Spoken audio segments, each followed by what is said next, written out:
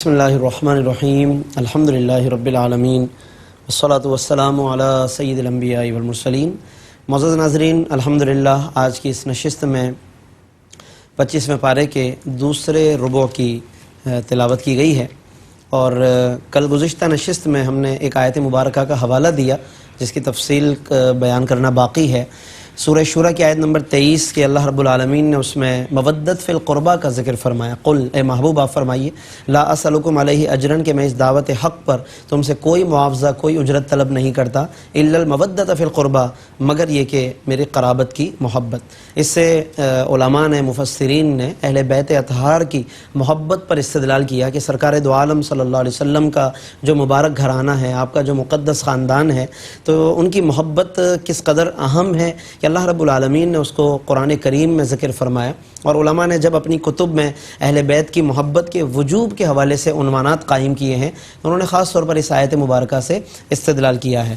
گو کہ اس آیت مبارکہ سے علماء نے اور بھی معانی مراد لیے ہیں کہ مودت فی القربہ سے رسول اللہ صلی اللہ علیہ وسلم اور اللہ عز و جل کے قرب کی طرف رغبت کرنے والے اعمال کی محبت بھی مراد ہے، اس میں صحابہ کرام کی محبتیں بھی مراد ہیں، یہ تمام معنی بھی مراد لیے گئے، لیکن خاص طور پر اہل بیت اطہار کی محبت پر اس آیت سے بہت بنیادی طور پر استدلال کیا جاتا ہے۔ اور اس کی تفسیر میں ہمیں مفسرین کے جہاں اقوال ملتے ہیں تو وہاں ان احادیث سے بھی تائید ہوتی ہے کہ جن احادیث میں آقا دو عالم صلی اللہ علیہ وسلم نے اپنے مبارک گھرانے کی محبت کی طرف رغبت دلائی ہے، اور یقیناً اللہ کے رسول صلی اللہ علیہ وسلم کی محبت کا تقاضا ہے کہ آپ کی نسبتوں سے بھی محبت رکھی جائے۔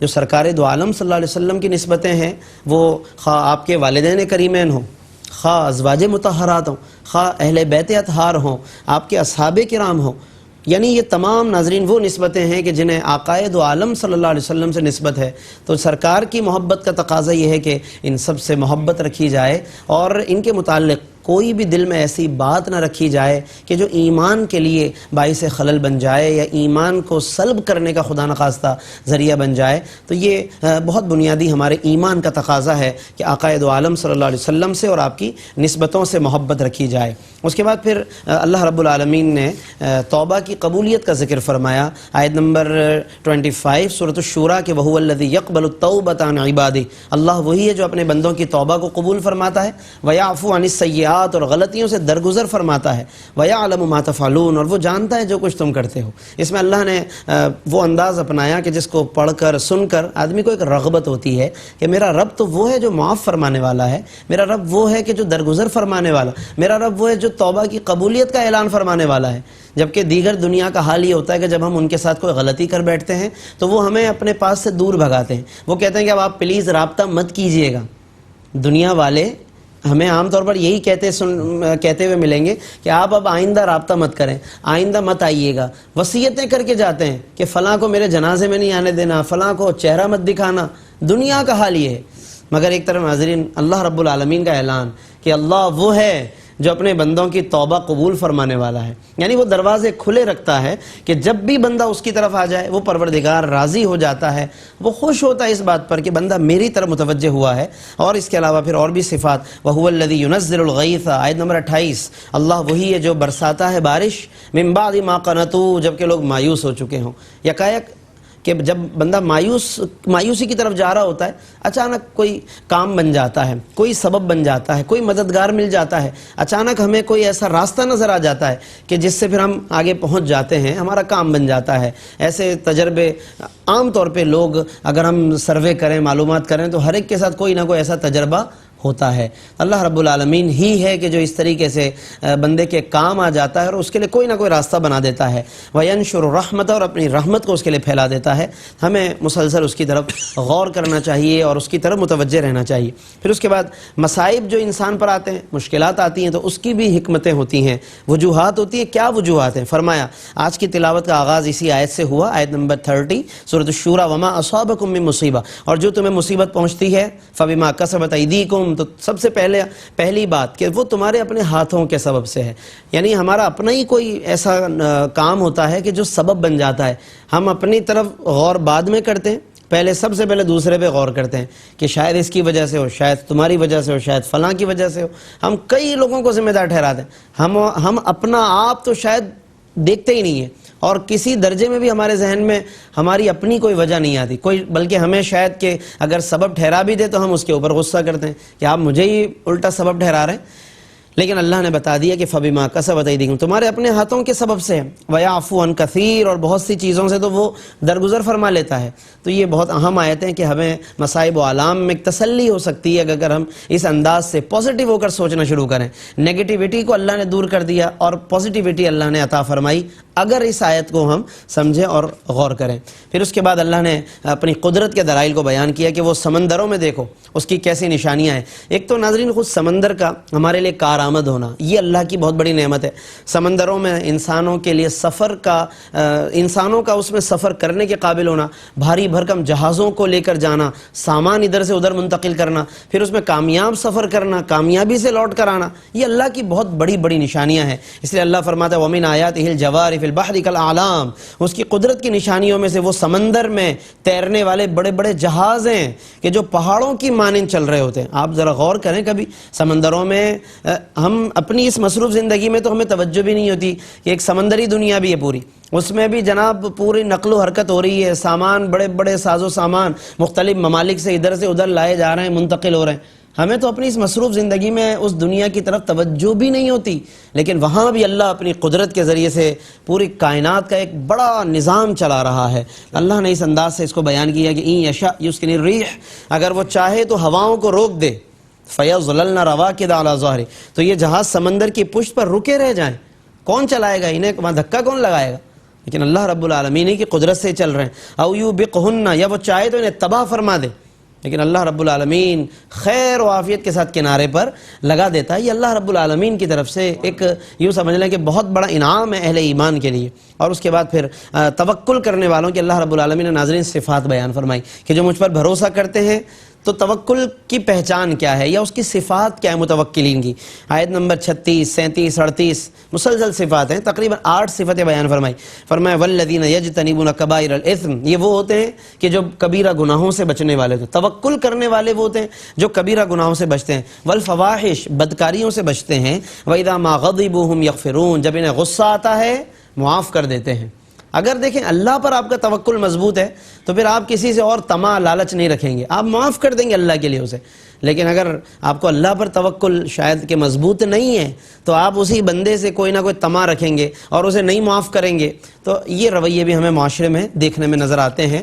والذین استجابوا لربہم، اور وہ توکل والے وہ ہیں کہ جو رب کا حکم مانتے ہیں، نماز قائم کرتے ہیں، ان کے کام باہم مشورے سے طے ہوتے ہیں۔ یہ تمام چیزوں کی طرف اللہ نے اشارہ فرمایا اور ہمارے دیے ہوئے رزق میں سے خرچ کرتے ہیں۔ پھر اس کے بعد ناظرین بدلہ لینے کے کچھ اصول بتائے ہیں۔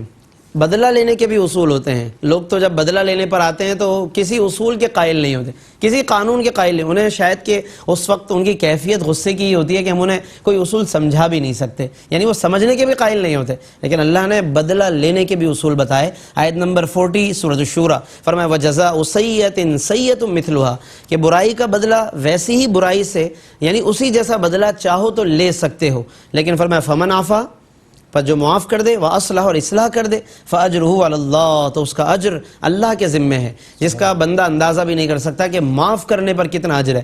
لیکن اگر پھر بھی کوئی بدلہ لینا چاہتا ہے تو اختیار ہے، لیکن ایک پابندی لگا دی کہ مثلها، اتنا ہی وہ قدم اٹھا سکتا ہے کہ جتنا اس نے اٹھایا۔ برابری شرط ہے اس کے اندر، اور اگر آپ کو لگے کہ میں برابری نہیں کر پاؤں گا، غصے کی شدت کی وجہ سے میں اس میں مماثلت نہیں کر پاؤں گا، تو پھر بدلہ لینے کی اجازت نہیں ہے، بلکہ پھر معافی کی طرف جانا ہوگا، یا جو بھی اس کے لیے شریعت اس کا آلٹرنیٹ بتائے پھر اس کی طرف جانا ہوگا۔ اور اس کے علاوہ وَلَمَنْ صَبَرَ، آیت نمبر 43 میں فرما دیا جو صبر کر لے، وغفر، اور معاف کر دے، اِنَّ ذَلِكَ لَمِنْ عَزْمِ الْأُمُورِ، تو یہ تو بڑے ہمت کے کاموں میں سے ہے۔ اس کے بعد پھر مختلف دیگر آیات درمیان میں انسان کی کچھ کیفیتیں بتائیں جو گزشتہ نشست میں ہم نے جس کی طرف اشارہ کیا تھا۔ خاص طور پر ناظرین اب یہاں پر ایک آیت ہے، آیت نمبر 49 اور 50، جس میں اولاد کے حوالے سے ذکر کیا۔ آج ہمارے یہاں کسی کے یہاں اولاد نہ ہو تو وہ اسے اپنی عورت پر غصہ آتا ہے کہ تم سے اولاد ہی نہیں ہو رہی ہے۔ کسی کے ہاں بیٹے ہی بیٹے ہو جائیں تو اسے ناراضگی ہے کہ بیٹے ہی بیٹے ہو رہے ہیں، بیٹی نہیں ہو رہی ہے۔ اچھا کسی کے ہاں بیٹیاں ہی بیٹیاں ہو جائیں تو اس کا غصہ عورت پہ وہ اتارے گا کہ جناب تم سے بیٹیاں ہی بیٹیاں ہو رہی ہیں۔ یعنی اس تمام تر صورت میں وہ مورد الزام عورت کو ٹھہراتے ہیں۔ اس بنیاد پر ہمارے معاشرے میں جہالت کی انتہا اس وقت ہو جاتی ہے کہ جب اس بنیاد پر طلاق تک دے دیتے ہیں۔ یعنی جو عورت محض بیٹیاں پیدا کر رہی ہے تو اسے طلاق ہو گئی، بیٹے ہی بیٹے پیدا کر دیے اسے طلاق دے دی، تم سے اولاد ہی نہیں ہو رہی تو لڑائی کھڑی کر دی اس پر۔ اللہ قرآن میں کیا فرماتا ہے، کبھی اس پہ بھی توجہ کر لیں تاکہ ہمارے اندر جو یہ وسوسہ شیطان آتے ہیں، شر شیطان آتا ہے اور ہم اس کی بنیاد پر ہم اس طرح اللہ سے دور ہو جاتے ہیں، تو یہ آیتیں ہمیں اللہ سے قریب کر سکتی ہیں۔ کیا فرمایا، یخلق ما یشاء، اللہ جو چاہتا ہے پیدا فرماتا ہے۔ سبحان اللہ۔ کاش کہ ہم اس انداز سے غور کریں کہ یہ اللہ کے فیصلے ہیں۔ یہب لمن یشاء اناثا، جسے چاہتا ہے بیٹیاں ہی بیٹیاں عطا فرماتا ہے، ویہب لمن یشاء الذکور، اور جسے چاہتا ہے فرزند ہی فرزند یعنی بیٹے عطا فرما دیتا ہے، او یزوجہم ذکرانا و اناثا، یا پھر جسے چاہتا ہے بیٹے بیٹیاں دونوں عطا فرما دیتا ہے۔ اور چوتھی صورت کیا ہے، وَيَجْعَلُ مَن يَشَاءُ عَقِيمًا، اور جسے چاہتا ہے بانجھ کر دیتا ہے۔ تو چار ہی صورتیں ممکن ہیں نا پوری دنیا میں، یہی چار صورتیں ہو سکتی ہیں، بیٹیاں ہی ہوں گی یا بیٹے ہوں گے یا دونوں ہوں گے یا کچھ بھی نہیں ہوگا۔ تو اب اس میں لڑائی جھگڑا کس بات کا ہے؟ اللہ نے ان چاروں کی نسبت اپنی طرف فرمائی کہ یہ میرے فیصلوں سے ہو رہا ہے، میری طرف سے ہو رہا ہے، تو اس میں کوئی لڑائی جھگڑے والی بات نہیں ہے۔ پھر اللہ نے اس کے بعد وحی کی حقیقتوں کی طرف اشارہ فرمایا، وحی کی مختلف صورتیں۔ اللہ اپنے رسولوں کی طرف جب وحی فرماتا ہے تو کبھی براہ راست کلام فرماتا ہے، کبھی حجاب کے ماورا اللہ کی طرف سے بس ایک آواز سنا دی جاتی ہے، یا کسی فرشتے کو بھیج کر۔ یہ وحی کی مختلف صورتیں ہیں، مختلف اقسام ہیں۔ اس میں جو براہ راست وحی ہے اس کی مثال میں علماء نے اور مختلف مفسرین نے سرکار دو عالم صلی اللہ علیہ وسلم کی وہ مثال بیان کی کہ جب سرکار کو اللہ نے معراج کا شرف بخشا اور آپ صلی اللہ علیہ وسلم سے اللہ نے براہ راست کلام فرمایا ہے، اور یہ آپ صلی اللہ علیہ وسلم کا مقام ہے کہ جہاں رب نے آپ صلی اللہ علیہ وسلم کو شرف کلام اور اس شان کے ساتھ عطا فرمایا۔ پھر اس کے بعد ناظرین سورہ شورى کی آیت نمبر 52، یہ بھی اپنے مضمون کے اعتبار سے ہمارے غور و فکر کے لیے بہت اہم ہے کہ اس میں فرمایا کہ ما کنت تدری ما الکتاب ولا الایمان۔ بظاہر اس کا ترجمہ یہ بنتا ہے کہ محبوب آپ نہ جانتے تھے کہ یعنی نبوت سے پہلے کہ کتاب کیا ہے اور نہ یہ کہ ایمان کیا ہے۔ اس سے بعض لوگ یہ استدلال کرتے ہیں کہ ایک تو یہ کہ نبوت بعد میں ملی، ایک تو یوں کہہ دیا جاتا ہے، لیکن یوں کہنا چاہیے کہ نبوت کا اعلان بعد میں کروایا گیا۔ نبوت تو اس وقت سے کہ جب حضرت آدم کا جسد خاکی تیار ہو رہا تھا، فرماتے ہیں میں تو اس وقت بھی نبی تھا۔ یہ صرف اعلان نبوت۔ تو بعض لوگ یہ استدلال کرتے ہیں کہ اعلان نبوت سے پہلے نہیں معلوم تھا کہ کتاب کیا ہے، ایمان کیا ہے۔ تو یہاں پر میں صرف وقت چونکہ مختصر ہے، میں صرف ایک بات عرض کروں گا کہ ما کنت تدری فرمایا، ما کنت تعلم نہیں فرمایا کہ نبی آپ کو علم نہیں تھا، نہیں، تدری، علم اور درایت میں فرق ہے۔ درایت کہتے ہیں اپنی عقل سے جاننا، تو اللہ نے درایت کی نفی کی ہے کہ محبوب آپ کو از خود علم نہ تھا کہ کتاب کیا ہے، ہاں ہماری عطا سے، ہمارے دینے سے سب کچھ آپ جانتے تھے۔ تو یہ علماء نے یہاں پر درایت اور علم کے لفظ میں الفاظ کے اعتبار سے ایک فرق کیا، اور اس میں یقیناً ہمارے لیے بہت اہم بات ہے۔ اور آیت نمبر 52 ہی کے اختتام پر فرما دیا وَإِنَّكَ لَتَهْدِي، اے محبوب آپ ضرور ہدایت دیتے ہیں اِلَىٰ صِرَاطٍ مستقیم، سیدھے راستے کی طرف۔ 20ویں پارے میں ایک آیت گزری تھی جس میں لا تہدی فرمایا تھا، اے محبوب آپ ہدایت نہیں دیتے، اور یہاں فرمایا ضرور ہدایت دیتے ہیں۔ تو اس کا فرق علماء نے یوں سمجھایا کہ جہاں پر فرمایا کہ آپ ہدایت نہیں دیتے یعنی آپ اس پر از خود اس کے ہدایت کے پیدا کرنے والے نہیں ہیں۔ پیدا کرنا، ہدایت کی تخلیق و خلق اللہ ہی کا فعل ہے، اور یہاں جو فرمایا لتہدی آپ ہدایت دیتے ہیں، مطلب سبب آپ ہیں، ذریعہ ہم آپ کو بنا دیتے ہیں، وسیلہ ہدایت آپ کی ذات ہے۔ بعض اوقات تو یہ وسیلہ اس انداز سے کام کرتا ہے کہ کبھی تو سرکار کچھ نہ فرمائے اور صرف کوئی چہرہ دیکھ لے اسے بھی ہدایت مل جاتی ہے، بشرطے کہ وہ اچھی نیت سے آئے۔ حضرت عبداللہ بن سلام رضی اللہ عنہ جنہوں نے حضور کو دیکھا اور دیکھ کر ہی وہ ایمان لے آئے، تو سرکار کا چہرہ بھی ہادی اور رہبر ہے، ان کا کہنا تو بہت دور کی بات، ان کی خاموشی بھی ہدایت دے دیتی ہے۔ اللہ رب العالمین نے آپ صلی اللہ علیہ وسلم کو ہادی قرار دیا ہے اور آپ صلی اللہ علیہ وسلم ہدایت دینے والے ہیں۔ اس کے بعد ناظرین پھر سورۃ الزخرف کی تلاوت بھی آج شروع کی گئی ہے، جس میں 7 رکوع ہیں اور 98 آیتیں ہیں، لیکن انشاءاللہ اس کی تفصیل پھر ہم کل کی نشست میں بیان کریں گے، کیونکہ اس میں بہت سی پھر تفصیلات ہیں۔